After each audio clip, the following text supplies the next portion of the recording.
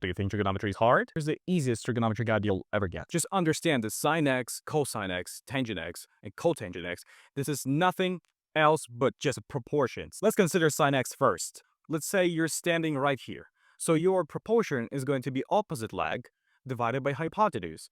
When we're considering cosine x, again, you're standing here, but now we're considering adjacent leg, which is right here, divided by hypotenuse. Tangent x is opposite leg divided by adjacent leg. And cotangent x is just the opposite of tangent x, which is going to be adjacent leg divided by opposite leg. Keep in mind that the variable x represents the angle. In case of a sine, the 30 degrees will equal 1 over 2. What does it mean? If you have a right triangle and you're standing right here and you have 30 degrees, it means that your opposite leg is twice shorter than your hypotenuse. The scale doesn't matter. As long as you have 30 degrees, your opposite leg will be twice shorter than your hypotenuse. When you have 45 degrees, you get a ratio of square root 2 over 2 or 1 over square root of 2. You can just write it down this way. It's the exactly same thing. It's just rationalized. When your angle is 60 degrees, you get a ratio of square root 3 over 4. When you get an angle of 90 degrees, it just equals 1 because when you have a right angle, which is 90 degrees, it means that you have to start from this point because there are no other points that are 90 degrees. Your opposite leg is going to be your hypotenuse, which just equals 1 because if you divide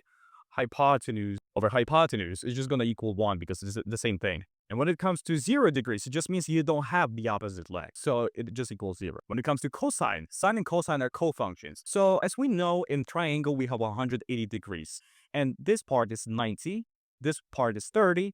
It means that this part is going to be 60. So it means that sine of 30 degrees is the exactly same thing as the cosine of 60 degrees, which equals 1 over 2. And it works the exactly same way on the bottom. It's going to be sine 45 degrees equals cosine 45 degrees. And the answer is 1 over the square root of 2. It is very easy to set up the relationship between sine x and cosine x. It just can look like this. Sine x equals cosine 180 minus 90 minus x. This is the amount of degrees in triangle. 90 is this part. And it all simplifies to cosine 90 minus x. When it comes to tangent x, it's just pretty much opposite divided by adjacent. Our sine is opposite divided by hypotenuse, and our cosine is adjacent divided by hypotenuse as well. So we just cancel out hypotenuses, and we get opposite divided by adjacent. Let's say we want to find the tangent of 30 degrees. We know the sine of 30 degrees is 1 over 2, and cosine 30 degrees is going to be square root 3 over 2. We cancel out the 2's and get 1 over square root of 3. As far as we know, the cotangent is the